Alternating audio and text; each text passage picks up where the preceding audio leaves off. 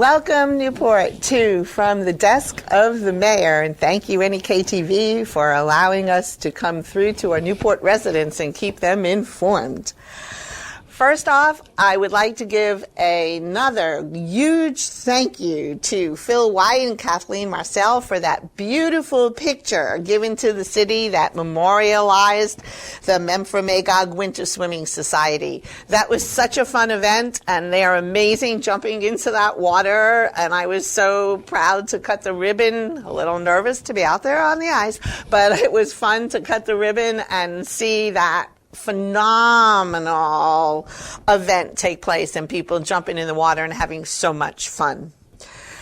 As you know, we have started to look at various accounts in the city because, as your mayor, I have been focusing on fraud and abuse and waste in the city and looking at various accounts and putting in controls to make sure that our city is compliant.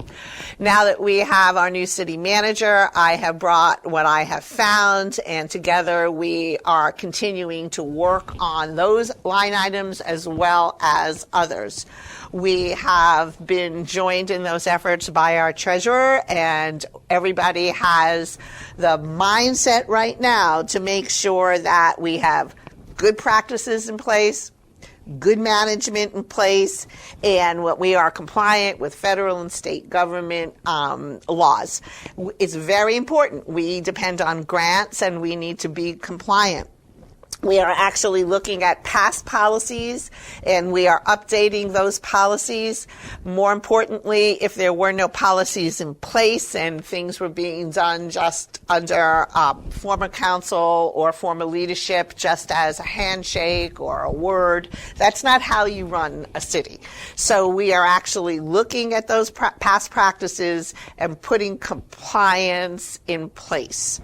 To begin with, which we discussed yesterday at the council meeting, we actually began to look at various policies, and we are going to be running some numbers. We looked at the way the school tax funds are collected, as they are under the auspices of the city, and our treasurer collects those funds, and then they're dispersed for the school. So when those taxes are collected, we have now established a tax liability account so that this way those taxes can be identified and dispersed within the appropriate 20-day period as they should be, or in accordance with compliance. We've also looked at reallocation of various misclassifications. So, for example, car mileage expense.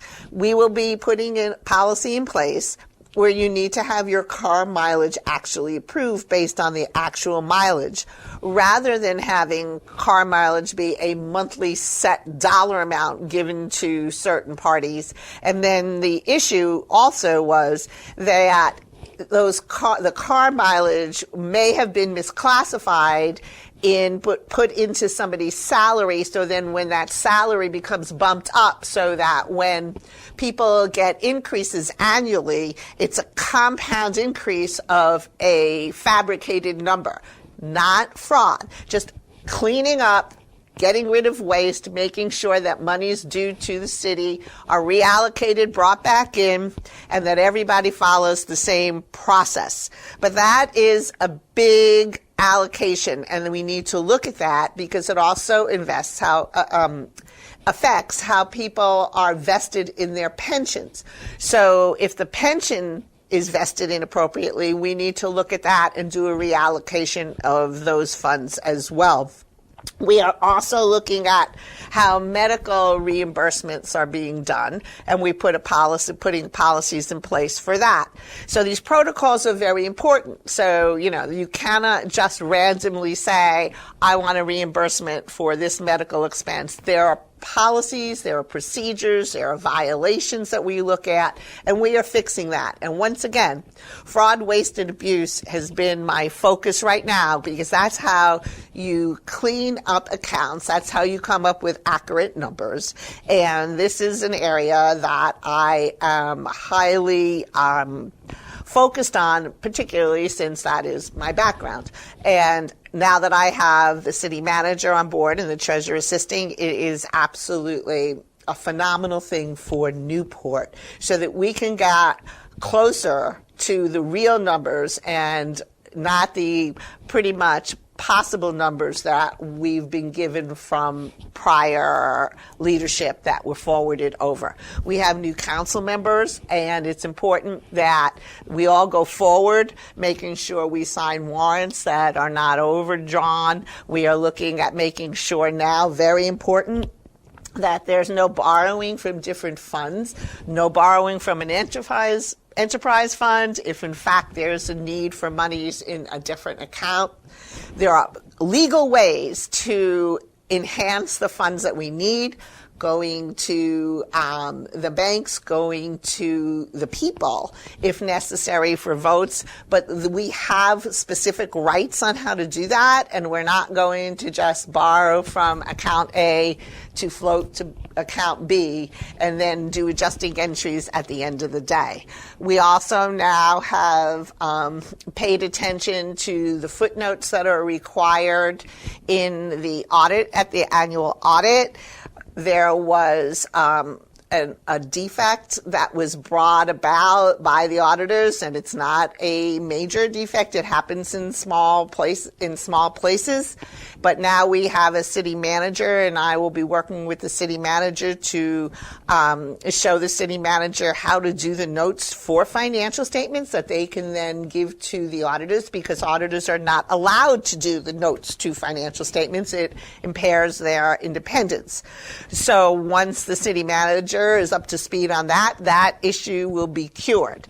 We will also not have to worry about the auditors doing the adjusting journal entries because our city manager is adept at that. So those two issues that were brought about over many, many years by our auditors will now be cured. And that's very important. We do have our eclipse coming up, and I'm going to get to that in a minute. But the other issue that we looked at yesterday at the council meeting was the use of personal vehicles for that. They must not, city vehicles being used for personal use. That is going to be stopped. Okay? Assets of the city will be used for city business. We have our personnel policy in place. Everybody that was approved several weeks ago at a couple of council meetings. It was revisited yesterday. Personnel policy is still in place, and we'll continually look at it because the personnel policy can always be updated, benefits changed, and we intend to continually look at how that affects the city, particularly with how we are changing various policies, so everything is always open to adjustment. Our city manager is working diligently on so many issues, and it's wonderful to work with him so closely. The team effort is just what the city needs. We need leadership that works together, and that is what is so important. I do want to touch base on the eclipse. Our great team with our leadership by our police chief is just out there to keep everybody safe. Our police chief has been holding meetings with us, and we have nothing but great things to say about how our police chief is going to be managing this particular event. There will be parking issues. The police chief has it covered. There'll be plenty of volunteers. We have a bus running from the airport. We have a resident who, former airline stewardess who's actually going to be on that bus. Heather, thank you. On that bus, making sure that that bus goes back and forth, getting the people from the airport to Main Street and back to their planes. So this is going to be a fun event, and we look so forward to having you there and seeing you at the Gardner Park.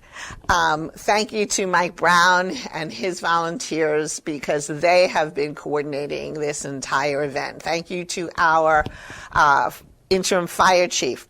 Kevin has been doing an amazing job as well, and to our ambulance services. So please make sure you get your glasses. There are various stores out there in Newport that are selling them, so you should be sure that you have them before you show up and look up at that eclipse. So please, we don't want anybody having burnt retinas, okay? So please make sure you get your glasses timely. And then come and enjoy Newport. All the restaurants will be open. There will be food trucks out there. It's going to be a fun event, and we all want everybody to be safe during it, and we want it to just be one of many. I do want to speak to email issues. Apparently, sometimes the city will get emails that may appear to be from one person, possibly a hoax. If they're anonymous emails, they're not given credibility, because if you don't know who the user is, okay, pretty much it is a hoax, or it is somebody who cannot own up to whatever they want to say, so you can't give credibility to it. However, I have experienced now the use of what's called proton mail, and there seems to be a misconception by whoever uses proton mail and sends it to the city, giving anonymous emails, trying to possibly incite or get an agenda that they want forwarded, which of course, once again, investigations show whether there's a real email sender or who is actually pretending to be the sender. So people think that by using proton mail, because it's based in Switzerland, that it's going to be an impossibility to find out who the sender is. They put it up through a VPN wall, and they do all these different walls of protection that you're safe to send out whatever kind of email that you want. Well, not so true, okay? So you should use caution when sending emails, thinking you're totally protected, and whether your email wants to turn around and say, hey, we don't like Johnny, or this is what's going on, or based on false or libelous information for whatever political reason or whatever a desired effect of an employee who may not even be an employee, or some phantom person pretending to be an employee, or inciting riots. It's not going to get the credibility you believe, okay? Because there's a chain of command. If it was a real issue, our department heads report up to our city manager. Our city manager comes up to the mayor and the council.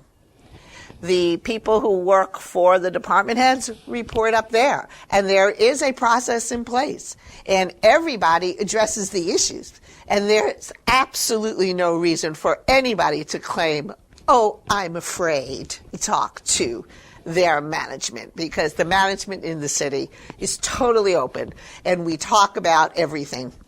So our city manager and I communicate regularly. We're putting together as much stability in the city as we possibly can. So I want to make sure that people do understand that if you have been misled about this proton email, you should think again, okay? We will be putting also into effect document retention policy, which we began discussing yesterday, and what needs to be retained, how it needs to be retained. Right now, we are using the Secretary of State scheduling order, and so that is how we follow right now and what we need to retain. I know we had issues about deletions of emails. We are still looking into that, because those emails may be pertinent to litigation that we have going on, or future litigation, or potential public records requests. So we are paying attention to that. I do want to say, once again, about anonymous emails, okay? They will be given very little credibility, because it's really not a place to use an anonymous email just to regurgitate somebody's desire, okay, or misleading statements, because you really can't sit down and talk to the sender. However, one that we did receive is being thoroughly investigated, and when we get more information about that, it will be addressed appropriately, because there's a chain of command, and that's what you do have. We have a chain of command so that we can have order and the issues could be dealt with appropriately. For example, if our union members have a grievance policy, and they do that because they bargain for it. Unions are a bargaining unit, okay? Our employees know very clearly, okay, if you work for the department head, you go and talk to the department head if there's an issue. The department head knows, they come up and talk to the city manager. The city manager knows to come to me, and then we'll present that to the council on an agenda item. So there's no secret about how the city works. But on a good note, I do want you to know I had asked for some poems to be sent in, or if somebody wants to come to the council and we can open it up with a poem or something delightful about Newport or something that you care about, so please do that. So I did receive a couple, and next week we will actually be opening it up with that particular poem that was written for Newport. I want you to know that yesterday, also at the council meeting, we were honored to have Troop 880 with us. So the Boy Scout Troop 880 was there with their Scoutmasters. They led us in the Pledge of Allegiance. So we began the council meeting with that. It was delightful. We then asked our Scouts to please give us some input about the badge, the merit badge that they were earning, and why they enjoyed being Scouts. So they were there because they were supposed to observe city government or some type of government to earn their merit badge. One Scout, young Scout, who is just there, I think it was a year or two max, but I believe he was a Scout for a year. And he said he liked the leadership, the team that he was in with Scouts.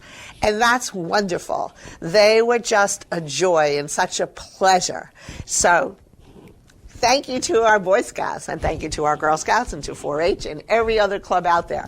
And so let's get involved with the community. Let's have more and more people show up to the council meetings. I am pleased to say that people are showing up to the council meetings. They've decided, rather than read nonsensical statements to the editor in papers or somebody's point of view, they, you know what, come and see for yourself. And so they have, and they're quite surprised, like, oh, wow, there really is a process going on how to run these meetings. There really is open comment on specific agenda items. There are rules, and the mayor is using those rules to keep order. And so we have had more order in the council meetings, and that so that we can do council business. Remember, that's the purpose of our council meetings. And we had a heavy agenda last night. We had over 15 items on that agenda, all done.